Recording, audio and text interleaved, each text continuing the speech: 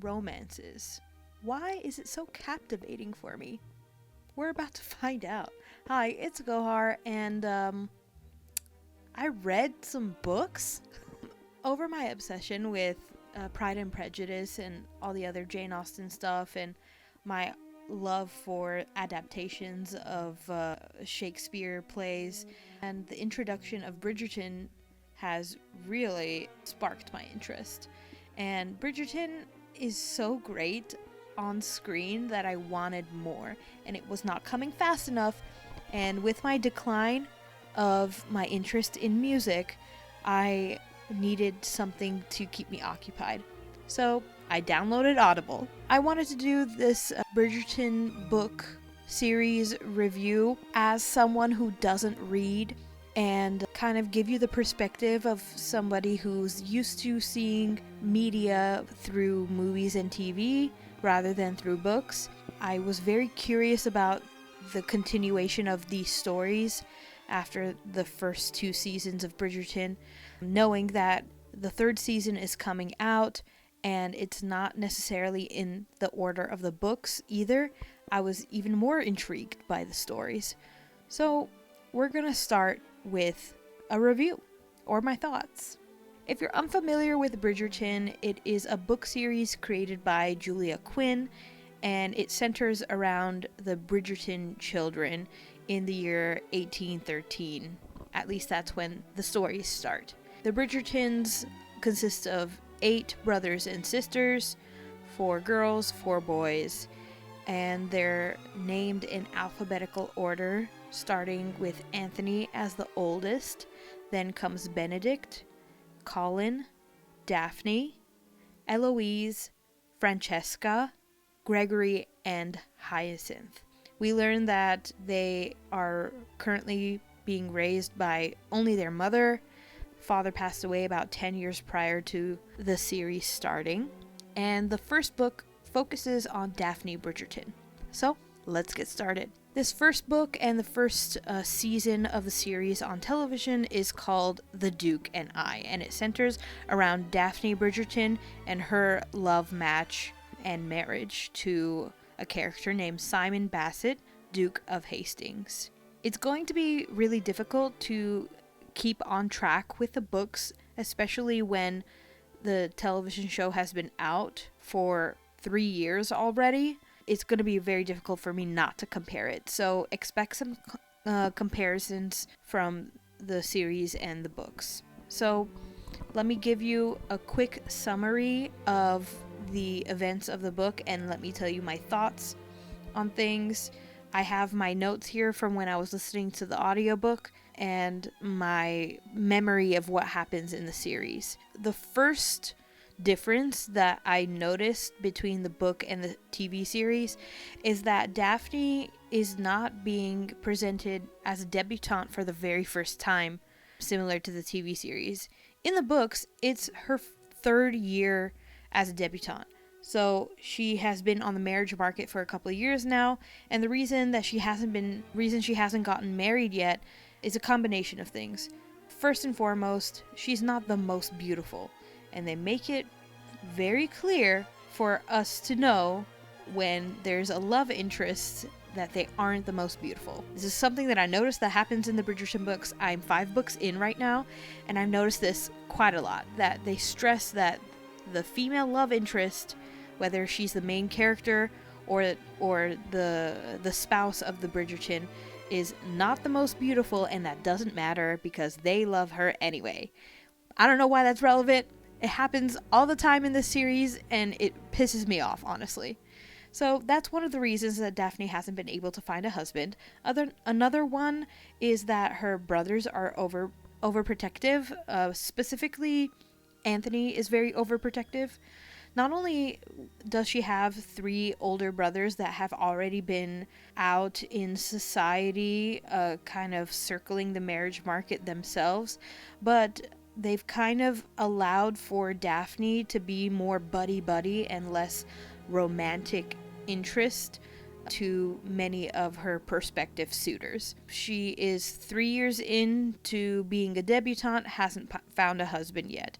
And unlike some of her other siblings, specifically Eloise, Daphne really does want to get married and have a family. That's one of her goals. She loves the family that she's in now, and she wants to continue with this having a family kind of thing. That's one of her goals, and she can't seem to nail someone down. Enter Simon Basset, new Duke of Hastings. His father just passed away, and he got handed down the title. We get a prologue at the beginning of the book, kind of going into very heavy detail about Simon's life and the events that transpired before meeting him, in the books at least. And again, similar to the rest of the books, this is going to be a trend that's going to happen. We're going to go into very heavy detail about the spouse of the Bridgerton of that book. He's had a very troubled childhood. We learn that he was the firstborn, or probably only born, male heir of the dukedom of Hastings. Mother passed away during childbirth as he was being raised by his nurses and nannies. It's come to the Duke's attention that he has not spoken at age 4 yet, and when he does speak, it is with a stutter. From that day on, the Duke, which is Simon's father at the time, kind of didn't want to be involved in his son's life anymore. He thought of Simon as a disgrace to the dukedom and didn't think he was worthy enough to carry the title because of his speech impediment or disability. At this point, we're also introduced to Lady Danbury, and we learn that it's the first ball of the season, which is always hosted by Lady Danbury. We're in present time now, which is, I believe, 1813. Daphne and Simon meet in unusual circumstances, particularly because Simon is very friendly and familiar with Daphne's older brother, Anthony. They went to school together. They're basically best friends. They meet, I believe, in the courtyard of Lady Danbury's party, and immediately Simon is smitten with her. And I don't know, I can't tell from his character in the book if he actually was a womanizer, but they say that he is. This is a trend, again, that I've noticed in the books. They say Julia Quinn writes her character saying, this is what this character is like. This is what you should know about this character. And then throughout the entire book, you see absolutely no evidence that this is what the character is like. We are told that the history of Simon Basset contains a lot of womanizing. At least that's what Anthony Bridgerton is familiar with. He's also very, very familiar with the fact that Simon has decided that he does not want to get married. And the reason for this is in spite of his father. On his dying breath, Simon told his father that the dukedom dies with him. He vows that he will not produce any heirs, and the only way to ensure that is to never get married. Anthony knows this. We come to a point where Anthony, Benedict, and Colin discover that Daphne has already met Simon Basset, Duke of Hastings. Immediately they have really good chemistry and very nice banter together. They decide to take a turn around the dance floor, and they get to know each other very briefly. It's at this point we discover that both of these parties have a specific goal with the season in London. Daphne wants to get married, and Simon wants everybody to back off. And the only way that they could have figured to get both of them to this goal, the only way for them to get to where they want to be, they decided to fake a courtship. Daphne and Simon decided to fake a courtship for a few reasons. Firstly, men usually want what they can't have. And when they see an interested party with a very high rank pouring their attention and intentions towards Daphne, who has been more or less considered a friendly addition to the ballroom, they concluded that this would be a way of attracting people to consider Daphne as a romantic interest. Additionally, this would probably be a really good way for Simon to get prospective wives to lose interest, because he has set his intentions on Daphne. people will be like, oh, he's taken, we're not going to even bother pursuing him. And in order for them to get out of this agreement, they also concluded that Daphne is supposed to be the one to break this off, so that it doesn't seem like she's not desirable in the eyes of a duke, and then he can leave town to mourn the loss of this courtship. And then Daphne would have plenty of suitors to choose from for marriage. Pretty quickly, Anthony gets very upset about them courting, so they inevitably had to tell him almost 1 or 2 days into this ruse. Eventually, they also told their mother, Violet. Not soon after, it feels like, their friendship grew and their passions for each other grew to a point where Simon couldn't contain himself and Daphne didn't stop him, and they were caught in a compromising position by Anthony. Anthony already is very upset about the fact that they're pretending to court because it's making it seem like he does have intentions to marry. But now that he has put his hands on her, Anthony insists that Simon marries his sister Daphne. Gives him an ultimatum: marry my sister or we fight in a duel. All the while, by the way, this is the first season that Lady Whistledown has been releasing her gossip column. It's being released 3 times a week. At first, the first 2 weeks, it was a free column, and then she started charging for it soon after. So there's a lot of gossip happening. We love to see it. We love the gossip. Simon, I have here, the Duke is very angry, but also unbothered. So he has this resentment and vengeance planned in his head, all this anger for his father in his head, but at the same time, he doesn't care what people think of him out in society. He's very unbothered. We get a glimpse of Nigel Burbrook. He's very annoying, but not much else happens with him. In the first 2 chapters, we don't really hear from him. Meanwhile, in the TV series, he causes a huge commotion. I did not like that storyline. I also have in my notes that there's absolutely no communication, just a lot of passion and action. No one talks to each other. The friendship was very nice. I really like their communication. I really like Daphne and Simon together when there's no pressures of a courtship, a marriage, or children. Like, they have a really good relationship beyond that, and it really grows into love. Without them even confessing love to each other, they ended up getting married. Literally nobody talks to each other. Things are learned from servants.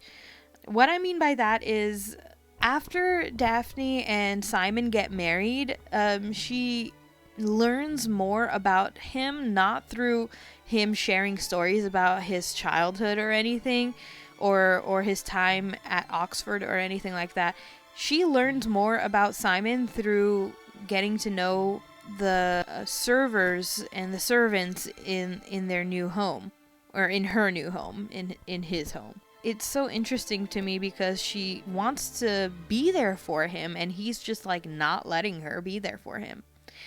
Now I want to talk about the most controversial part in the entire book and in the series itself. And that's the part where they had already made an agreement when they got married that Simon can't have kids. He said, I can't have kids. I can't give you the life that you want because I cannot have kids. And she said, I will marry you anyway, because she felt like, oh, he can't? Like, that's so sad. I'm so sad for him. I can't believe it, but like, it's out of his control, so I love him and I want to marry him, otherwise he would die in this duel with my brother for my honor. That was her mindset. And on top of that, on her wedding night, or on her wedding day, her mother Violet tries to explain what sex and marital acts are very poorly. The only thing she gets across is the fact that sometimes people don't like it, and that's not always the case. And I liked it, and you get what I'm saying, right? That was her conversation with her daughter on her wedding day. Also, on top of everything, I am not a spicy reader. I honestly find everything very uncomfortable, but let's get into the scene. So, At this point of the book, Daphne notices that Simon keeps pulling out, and she doesn't know why, and she ends up figuring out this is probably how having the children part works. Her body kind of took over and she got on top. She thought to herself, something's not right, and he's not telling me the full truth. I have to see if this has any connection to what he said when he said I can't have children. And so she kind of forces him to ejaculate inside of her, and a lot of people take this as non-consensual. I can see that argument, but this is my argument in defense of Daphne. She doesn't know anything about sex. No one told her properly. She didn't know how to ask questions. And on top of that, she assumed that her new husband is incompetent without getting to the conclusion that he can't really give her babies. She just assumed when he said, I can't give you children, he meant I'm not able to produce children. What he really meant was I won't give you children. And it has nothing to do with her, and it has nothing to do with his ability to have children. And it has everything to do with his father, who is dead. And she just, for the next few chapters, is trying to understand why he keeps so much of his dead father in his mind, when a woman that he loves is right in front of her, asking for a family to share with him, and he's refusing to do so because he hates his dad. We've come to the point where this all happened, and Simon gave Daphne kind of this workaround, like, if you end up being pregnant, I'm going to be so angry with you and we're going to live separate lives but stay married. If you end up not being pregnant, we will never have sex again.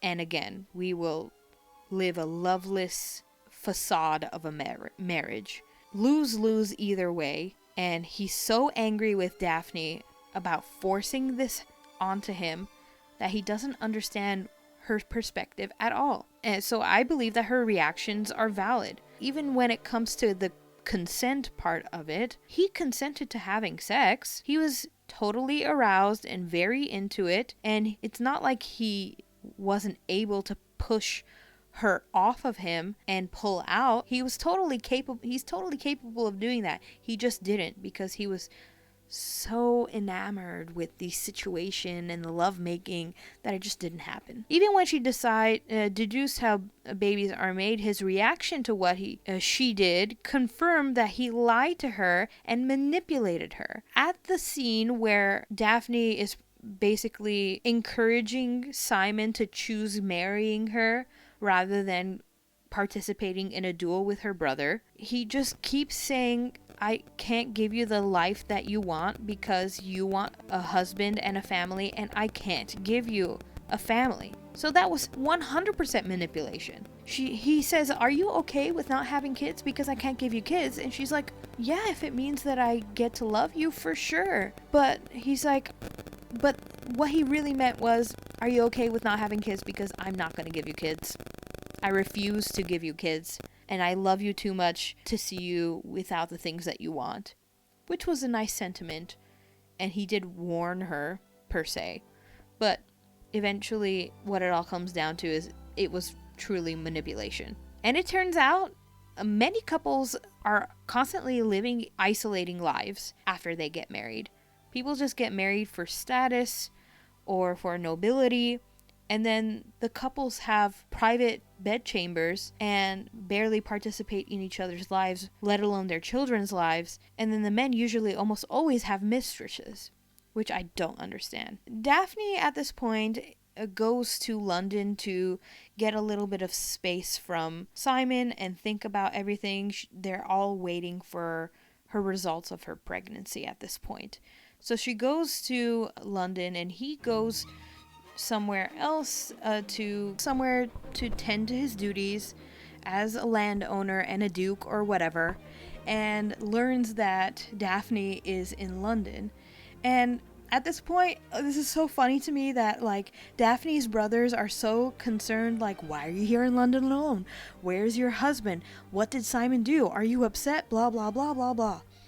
And she tries to send a letter to Simon, basically informing him, hey, I'm not at our house in the country. I am in London. I think in the letter she kind of pulls through and says, I don't know if I am pregnant, but I can't believe that you're going to put all of your eggs in the basket of vengeance rather than choosing love. And so he decides, I'm gonna go after my wife. And he goes to Bridgerton House because she said she's in London. But what he ends up finding out is, yes, she's in London, but she's at his London house because she's married to him. Why would she go back to a Bridgerton house when she's not a Bridgerton anymore, technically? She's a married woman. She's going to be staying at the house that is owned by her husband. They get together. They inevitably come to the conclusion where Simon is being a little ridiculous here. Let's be real. Your trauma is there and you've dealt with it this one way up until this point. But Daphne basically gets to him and says, listen, I know you've had this anger towards your father. I don't want you to let his actions dictate the rest of your life, especially when we know that he's gone. Throughout this book, by the way, Daphne has a bunch of letters that Simon's father has written to him over the years since he has grown from adolescent to adulthood. And eventually they end up reading those letters. I believe Daphne ends up reading the letters. I don't remember who it was, but they end up reading the letters, and it's letters that a father would send to a son talking about such mundane things like, how are your studies? Do you have any prospective people you're suitors, or are there any people that you're courting? Like, I hear the weather is great. Like, why are you? It's so nonchalant, and it's as if he didn't tell half the people he's familiar with that his son actually died. Simon had to go around telling people that not only is he alive, but he's been out here living his life with his father not acknowledging his existence. Anyways, we're at the end of the book at this point. Ultimately, his feelings for her overpower the revenge plan that he has for his dad. They end up having children, the first 3 children in the first 3 years of their marriage. The 4th year of their marriage, she's pregnant again, and it's finally a son. So now they have an heir to the dukedom again, which is wonderful. And Simon decides that he's not going to be like his father. He's not going to be the kind of father his father was. And that's how you should go about it, rather than letting the dukedom die. I understand why he did it. He's like, his father cares so much about the dukedom that he didn't care about me. Well, if you care that much about the dukedom, then how about it not existing, huh? But that's not how it's gonna work. It's just gonna go to the closest male relative, whoever that is. It could be cousins away. Ultimately, the decision that they made to form a family was fantastic. They do follow the tradition that Daphne's parents had by naming all their children in alphabetical order. I don't remember the names of the kids, but it's A, B, C, D. And there are 2 epilogues at the end of the book, one with just like near future and then one with a further future. And we find out in the further future storyline, the second epilogue, that Daphne, after 17 years of not having children, is now pregnant with her 5th, and we don't know if it's a girl or boy, but the entire second epilogue is just like, I can't believe I'm well into my 40s and I'm pregnant again. You know, it's expected because of how much they participate in the marital act. So what are my thoughts on this? Compared to the book, I think it's pretty similar. It showed really how their friendship formed towards the beginning of the series and what their relationship turned into, and how they dealt with everything regarding can't and won't have children. The Queen has almost nothing to do with any of these books, so any storyline where the Queen is involved in the TV series has absolutely no relevance to the books. Lady Whistledown is giving us the hot goss at the beginning of every chapter, which I love, and there's absolutely no hints as to who Lady Whistledown would be. But that's totally okay because we're gonna find that out in book 4. I liked this book. I liked the season on TV also. It's not my favorite of the ones that I've listened to so far, the books I mean. I'll tell you what my favorites are after I review all 8. But it was a story that I was familiar with because I did watch the TV show, and I don't know, it took me a couple weeks to finish because I just didn't want to read it because I just was over the storyline to begin with. Fake dating is fun, but it didn't happen the majority of the book, so it just wasn't exciting to me. It was kind of boring. On top of all that, we get a lot of backstory about the spouse, Simon, but Daphne doesn't have that much dimension, and also we don't hear much from her after her book. We get little snippets here and there conversing with her siblings, but not enough for her to have a personality. So I just think she's a little bit of a bland character. But other than that, I can't tell if this is good or bad writing. Honestly, I don't know. All I know is that they portrayed it pretty well. They portrayed this story pretty well in the TV show, and they added a couple sprinkles of drama as well. I liked it. I didn't hate it. It wasn't the worst. It was okay. The next one I'm gonna be reviewing is The Viscount Who Loved Me. I'm really excited about this because the show was very exhilarating. I rewatched that more than I watched The Duke and I. But, spoilers, I hated the book. It was really bad compared to the TV show. At least that's my perspective on things. Till next time, this is Gohar.